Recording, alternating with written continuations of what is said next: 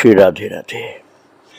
भक्तों, कई बार सच्चाई का ज्ञान न होने पर बहुत सारी भ्रांतियां लोगों के मन में हो जाती हैं और फिर दूसरे धर्म और दूसरे मजहब को हम लोग हीन समझने लग जाते हैं। किंतु जब वास्तविकता का ज्ञान होता है तब आश्चर्य होता है व्यक्ति को, और वास्तविकता का ज्ञान होता है महान सिद्ध पुरुषों को। उच्च कोटि के सिद्ध संतों को ही वास्तविकता का ज्ञान होता है।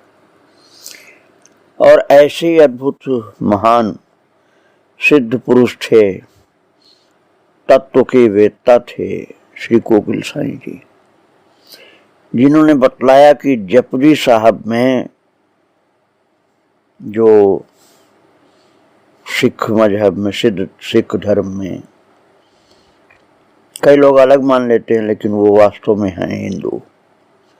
हिंदू क्या, उनको हम भगवत भक्त कह सकते हैं। मैं तो उनको किसी भी बंधन में, सीमा में नहीं देखना चाहता। वो सच्चे भक्त हैं। यदि उनको ज्ञान है तो गुरु ग्रंथ साहब में, जपुजी साहब में जो वर्णन किया गया है साकेत लोक का, जिसमें जानकी जी का भी वर्णन है, वो आप श्रवण कर रहे थे। कोकिल साईं की बातों को सुन करके एक भक्त ने पूछा, बहुत श्रद्धा से, बहुत विनम्रता से, हृदय में उनके प्रेम भरा हुआ था। बहुत कोमल वाणी से उन्होंने हाथ जोड़ करके महाराज श्री कोकिल स्वामी से पूछा, श्री स्वामी जी कृपा करके श्री स्वामिनी महारानी के शीतल स्वभाव का कुछ विस्तार से वर्णन कीजिए। स्वामिनी महारानी का तात्पर्य जानकी माता सीता जी का वर्णन करिए कुछ विस्तार से, उनके शीतल स्वभाव का। भक्त के प्रेम को देखकर, जिज्ञासा को देख करके कोकिल साईं ने कहा, संक्षेप में ही सुनो, क्योंकि विस्तार समझ में नहीं आएगा। महाराज जी ने कहा कि संसार के लंबे चौड़े इतिहास में त्रिलोकी के विशाल वक्षस्थल पर न जाने कितनी सती आर्य महिलाएं हुई, और उनकी महिमा जब तक सूर्य चंद्रमा रहेंगे गाई जाती रहेगी। परंतु सती गुरु अवध राजधानी की महारानी की महिमा अत्यंत विलक्षण है। क्या विलक्षणता है? सती दमयंती को लकड़हारे ने बुरी नजर से देखा और उन्होंने अपनी सत की आग से उसे भस्म कर दिया। सती शांडिली को गरुड़ जी ने बड़े आदर से, योग्य समझकर भगवान की प्रसन्नता के लिए वैकुंठ में ले जाना चाहते थे। उस देवी ने अपने सत के बल से उनके शरीर को गला दिया। सती शिरोमणि श्री जनक नंदिनी सर्वसहा क्षमा रूपिणी पृथ्वी की पुत्री है। पृथ्वी का सार अथवा सतरूप होने के कारण वो पृथ्वी से भी कोटि गुना अधिक क्षमाशील है। उनका सत दमयंती, शांडिली, लक्ष्मी आदि से भी कोटि गुना अधिक है। फिर भी उन्होंने अपने सत की आग से रावण जैसे महादुष्ट राक्षस को भी नहीं जलाया। वो बोली, हे पुत्र, मैं सबकी मां हूं, तुम्हारी भी मां हूं, मुझ पर कुदृष्टि करना उचित नहीं है। मैं अपने सत के बल से तुम्हें जलाकर खाक कर सकती हूं। आप लोगों ने मानस में पढ़ा है ना, तृणधारी ओठ कहती वैदेही, अर्थात वो तिनका के समान जला सकती थी रमा को, लेकिन वो मां है सबकी। इसलिए उन्होंने कहा, मुझ पर कुदृष्टि करना उचित नहीं है। मैं तुम्हें अपने सत के बल से जला के खाक कर सकती हूँ, परंतु इससे भी तो मुझे ही दुख होगा। क्योंकि मैं तुम्हारी भी मां हूं। इसलिए सोच समझकर सपूत बनो। अशोक वाटिका में राक्षसियों का उपद्रव देखकर हनुमान जी ने श्री स्वामिनी जी से आज्ञा मांगी थी कि इन्हें मार डालूं। हनुमान जी जानकी जी से पूछे राक्षसियों की तरफ इशारा करके कि मां आप आज्ञा करें तो उन सबको मार डालूं मैं। इस पर स्वामिनी जी ने राक्षसियों के सिर पर अपना वरद हस्त रख लिया। अपना वरद हस्त कमल रख दिया जानकी माता ने राक्षसियों के सिर पर, और हनुमान जी से बोले हरि हरि ऐसा मत करो बेटा, हनुमान ऐसा नहीं करना। ये बेचारी तो अपने स्वामी की आज्ञा का पालन कर रही हैं, इनका कोई दोष नहीं है। श्रेष्ठ पुरुष बड़े से बड़े अपराधी को भी क्षमा करते हैं। संसार में सभी अपराधी हैं, किस किस पर दृष्टि डाली जाए। अपने हृदय में दुर्गुण नहीं आना चाहिए। परम शीतल शील स्वभावा श्री जनक नंदिनी के मधुर वचन सुनकर हनुमान जी का हृदय आदर, श्रद्धा, विनय, प्रेम और आनंद से भर गया। भक्तों, मंदोदरी युद्ध में अपने पुत्र मेघनाद का वध सुनकर क्रोध से भरी महाराज श्री रामचंद्र जी को अपशब्द बकती हुई अशोक वन की ओर आई और शाप देने ही जा रही थी। उसी समय शर्मा के मुख से सब समाचार सुनकर जनक नंदिनी जी उसके सामने पहुंचकर घुटने टेक कर हाथ जोड़कर बड़ी नम्रता से बोली, मां, अपने पुत्र के प्रति माता की कितनी ममता होती है मैं जानती हूं, परंतु तुम्हारे दुख का कारण वे नहीं है। सारे अनर्थों की जड़ तो मैं हूं। तुम अपने लिए कुछ न करो मां, तुम हमारे प्रभु अर्थात राम जी के लिए भी कुछ नहीं कहो। अपनी क्रोधाग्नि से मुझे दंड देकर हृदय की व्यथा शांत कर लो। अब आप समझिए भक्त लोग, जानकी माता का स्वभाव कैसा अद्भुत है। उन्होंने साफ बोल दिया कि आप जो भी दंड देना चाहती है अपने क्रोधाग्नि से मुझे दंड दे दीजिए, क्योंकि पुत्र की मृत्यु पर आपको बहुत दुख हुआ है। श्री स्वामिनी जी का शीतल हृदय और मधुर दैन्य युक्त मुखमंडल देखकर, उनके करुण सत्य और मधुर वचन सुनकर मंदोदरी का हृदय भी शांत शीतल हो गया और स्वामिनी जी को हृदय से लगाकर बोली। मंदोदरी बोली, तुम्हारे इस शील और अद्भुत इस प्रेम भरे हुए स्वभाव पर ऐसे लाखों पुत्र कुर्बान है। मंदोदरी बोली, जबकि बेटा मेघनाद मारा गया था, लेकिन फिर भी कहा, कितना अधिक प्रभाव पड़ा था मंदोदरी के ऊपर कि तुम्हारे इस इतने ऊंचे शील स्वभाव को देख करके ऐसे लाखों पुत्र ने उछावर हैं। तुम्हारा सुहाग अचल हो और तुम अपने स्वामी से मिलकर सुखी रहो। श्री अयोध्या महारानी श्री पार्थिव चंद्र अर्थात जानकी मैया के शील स्वभाव का वर्णन कहां तक किया जाए। वह आकाश के समान अनंत और समुद्र के समान गंभीर है, अमृत के समान मधुर है, मधुरता के समान प्यारा है और प्यार के समान आह्लाददायी है एवं कोट चंद्र के समान शीतल है माता। जिस समय जयंत कौवे के रूप में श्री स्वामिनी जी पर पंजे और चोंच का प्रहार करके भागा और भगवान श्री रामचंद्र जी के इसी कास्त्र के भय से त्रिलोकी में कहीं भी शरण न मिलने पर घबराता हुआ, कांपता हुआ देवर्षि नारद जी के उपदेश से फिर आया हो जानकी माता के चरणों में।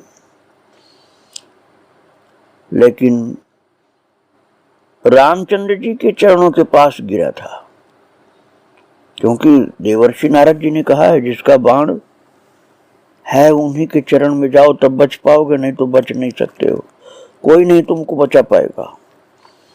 और नारद जी की बात सुन करके वो आकर के भगवान राम के चरणों के पास गिरा था। उस समय भी उसका मुख राम जी के विपरीत और पीठ उनके सामने ही गई। तब स्वामिनी जी ने कृपा पूर्ण हृदय से महाराज भगवान श्री रामचंद्र जी की नजर पड़ने से पहले ही झट उसके विमुख से सम्मुख उसको कर दिया, अर्थात उसका मुख भगवान के चरणों की ओर घुमा के कर दिया, जबकि भगवान की ओर पूंछ करके वो चरण अपने पैर फैला के भगवान राम की ओर गिरा था वो। और जानकी मैया ने तुरंत उसको घुमा करके उसके मस्तक को भगवान के चरणों में रख दिया।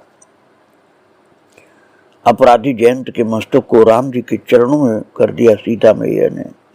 दीन वत्सला जगदम्बा श्री जानकी चंद्र जी के सिवा दुष्टों पर भी ऐसी दया कौन कर सकता है।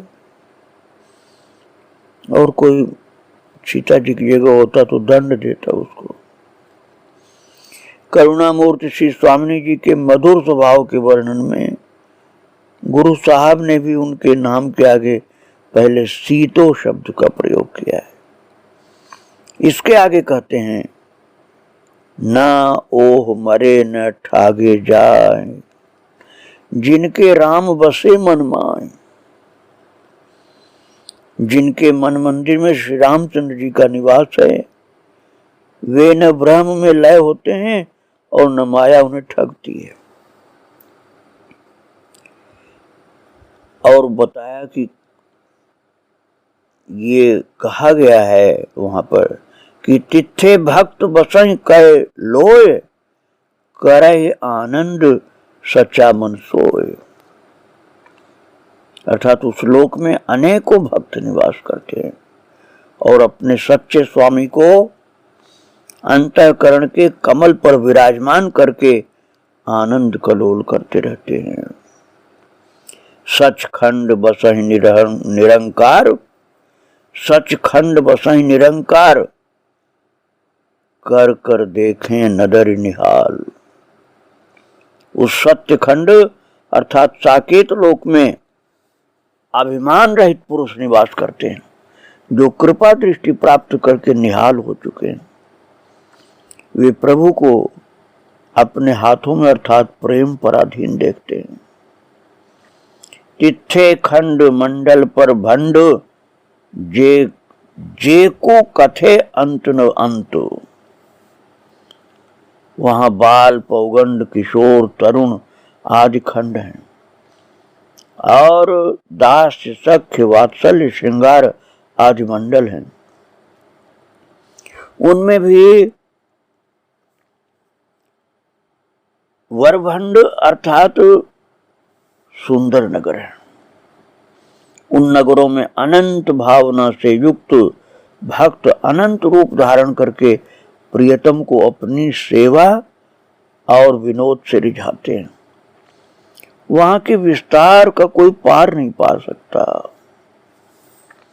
इसीलिए लिखा है तिथे लो लो आकार, जौ जौ हुकुम तिवे तिवे कार। उस लोक में जो कुछ लोक अलोक अर्थात जड़ चेतन है वे सब भागते ही हैं। कोई वृक्ष का रूप धारण करके माता के समान युगल को अपनी छाया रूप गोद में बिठाते हैं और कोई पक्षी रूप धारण कर मधुर कीर्ति गाते हैं, कोई सखी रूप से सेवा करते हैं। ज्यों ज्यों प्रभु की प्रेरणा होती है वैसे वैसे कार्य करते हैं। देखें बिगसे कर विचार, नानक कथन करड़ा सार। कोकिल साई ने कहा कि भक्तों, वे जो भक्त हैं युगल की लीला देख देख कर प्रफुल्लित होते रहते हैं और प्रभु की अकारण करुणा का विचार करते हैं। श्री गुरु नानक देव कहते हैं कि सब कुछ कहना तो बहुत मुश्किल है, इसलिए मैंने सार सार कहा है। श्री भक्त कोकिल जी के मुखारबिंद से ऐसा दिव्य अर्थ सुन करके सिख भक्त बहुत प्रसन्न हुए, क्योंकि अभी तक सिख भक्तों को गुरु नानक जी के शब्दों का ये ज्ञान नहीं प्राप्त था। और जब कोकिल साईं के द्वारा ये ज्ञान प्राप्त हुआ है तो सब आनंद विभोर हो गए। और भक्तों, नाइच ग्राम में जहाँ पर महाराज जी का चरण सीमेंट के प्लास्टर पर अंकित हो गया था प्रेम की पराकाष्ठा में, उसी नाइच ग्राम में नहर के तट पर प्राय सत्संग होता था। श्री स्वामी जी कभी विरह के कभी मिलन के ऐसे ऐसे प्रसंग सुनाते जिससे सत्संगी लोग दे गे सुधि भूल कर कभी धरती पर लौटने लगते, कभी प्रेमानंद से नाचने लग जाते थे। इतना आनंद वहां था। और फिर उसके बाद आराजी ग्राम में श्री भक्त कोकिल जी के बहुत से भक्त थे, वहां भी महाराज जी जाते थे। और वही ग्राम है आराजी ग्राम जिसमें रहने वाला पटवारी पहले पहले सदगुरु के पास जाते समय श्री स्वामी जी को गोंसपुर में मिला था और हमेशा के लिए भक्त हो गया था। वहां के भक्त श्री स्वामी जी को बार बार अपने गांव में ले जाते थे, विनती करके प्रार्थना करके अपने गांव में ले जाते थे। और सत्संग महोत्सव होता था, रात रात भर कीर्तन होता था प्रभु के नाम और गुण का। गांव के सरपंच भी श्री स्वामी जी से बहुत प्रेम करते थे। एक दिन उन्होंने पूछा कि किस बात से चित्त की चिंता दूर होती महाराज जी। तो श्री स्वामी कोकिल साईं जी ने कहा कि डेरा गाजी खां के मालिक सराय गाजी खां ने अपने वजीर गामर खां से, जो कि गामू सच्चार के नाम से मशहूर था, उनसे पूछा कि दिल का गम कैसे दूर हो। तो गामू सच्चार ने कहा कि सरकार पहले आप ही फरमाइए। तो गाजी खां बोला, शराबो रवाने आबो नाहले लो किमरनो बार, चांदनी रात हो नदी का तट हो और सुरा हो और सुंदरी हो।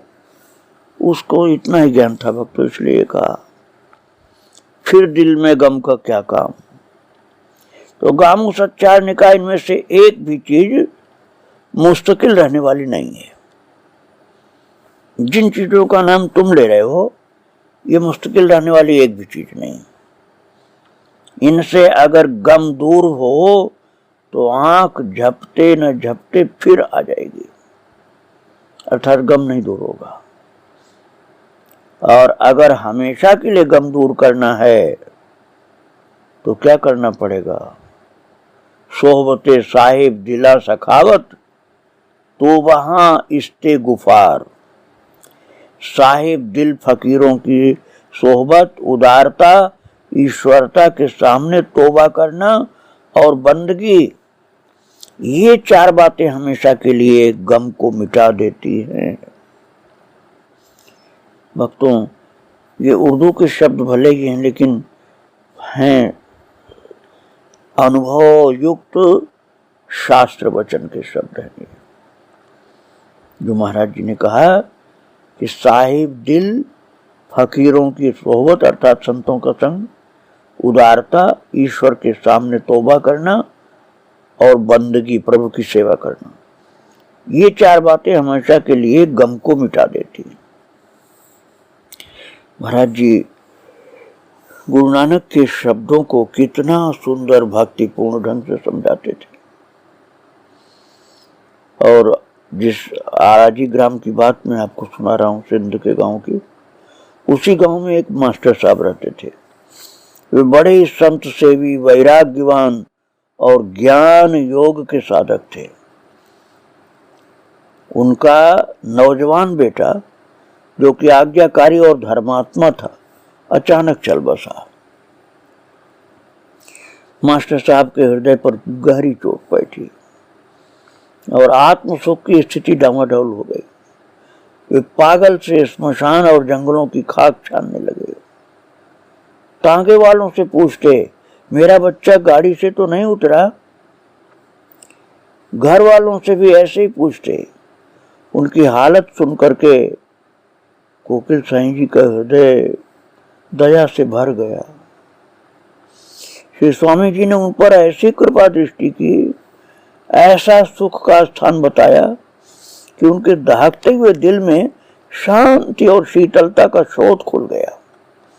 मोह की आग बुझ गई। ज्ञान की रुक्षता की जगह सरसता हो गई। प्रेम भक्ति की स्निग्धता से हृदय कोमल हो गया। और श्री स्वामी जी पर उनकी श्रद्धा अटल और गंभीर थी। जिस पेड़ के नीचे श्री स्वामी जी कभी बैठ गए, उसकी परिक्रमा करते थे वो लोग। वो मास्टर परिक्रमा करते थे। उनका पत्र पाकर नाचने लग जाते थे। बाजार में जाते हुए कहीं युगल सरकार का चित्र देख लेते तो जूता उतार करके साधु अपने आंखों में जल भरे हुए प्रणाम करते, दंडवत जमीन पर लेटकर। अब आप देखिए, हम लोग तो चलते फिरते कितने चित्र लगे देखते हैं जगह जगह, लेकिन कहाँ ऐसा करते हैं। लेकिन वो मास्टर के जीवन में ऐसा परिवर्तन कर दिया महाराज जी ने कि चलते हुए, रास्ते जाते हुए, बाजार जाते हुए युगल सरकार था सीताराम या राधे श्याम का चित्र देखते ही वो जूता उतार करके आंखों में प्रेम भरे हुए साष्टांग पड़ के प्रणाम करते थे। यहाँ तक कि आगे जाने की याद भी नहीं रहती थी, भूल जाते थे। और कभी कभी तो कोई जूता भी उठा ले जाता था उनका।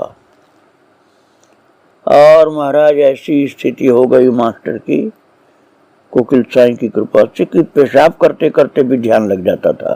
तो फिर उनको यही नहीं ध्यान रहता था कि मैं पेशाब कर रहा था, उठना चाहिए मुझको, बैठे ही रह जाते। मिनटों का रास्ता घंटों में तय करते थे और कहाँ खड़े हो गए हैं, कहाँ बैठ गए हैं, उन्हें होश ही नहीं रहता था। उनकी श्रद्धा भक्ति का औरों पर बड़ा सुंदर असर पड़ा। श्री स्वामी जी भी उनकी श्रद्धा और प्यास देखकर खुले दिल से गूढ़ गूढ़ बातें भी बता देते थे। और मास्टर के पूछने का ढंग भी बड़ा अद्भुत था। बहुत विनम्र होकर पूछते थे, गरीब निवाज साहब, इस गुलाम का यह अर्ज है, इस प्रकार से बोलते थे। उनकी वाणी सुन करके कोकिल साईं भी भाव विभोर हो जाते थे और समझ जाते थे मास्टर के ऊपर भगवान की विशेष कृपा है। तभी वाणी में ऐसी सरसता उत्पन्न हो गई है। उस भाग्यशाली मास्टर ने, जिसके ऊपर कोकिल साईं ने इतनी कृपा की थी कि नौजवान बेटा मर जाने पर भी एकदम शोक को खत्म कर दिया महाराज जी ने। जो पागल से हो गए थे मास्टर बेटे की मृत्यु पर, उनको बिल्कुल शोक मुक्त कर दिया और आनंद से भर दिया था। कोकिल साईं ने इतना भक्ति प्रदान कर दिया उनको कि सारा हृदय प्रेम से लबालब भरा रहता था। बेटा मरा और क्या दुख मिला था वो सब भूल गए वो। और फिर तो सच्चे जिज्ञासु और प्रेमी बनकर कोकिल साईं के चरणों में वो रहने लगे थे और कुछ न कुछ उनसे महाराज जी से पूछते रहते थे और महाराज जी कृपा करके बताते थे। वो सत्संग जो मास्टर और कोकिल साईं के बीच में होता था, जो अभी आप श्रवण कर रहे थे, उसकी और बातें मैं आपको आगे फिर सुनाऊंगा। आज उनके चरणों को प्रणाम करके यहीं विराम दे रहा हूँ। श्री राधे राधे, जय श्री राधे राधे।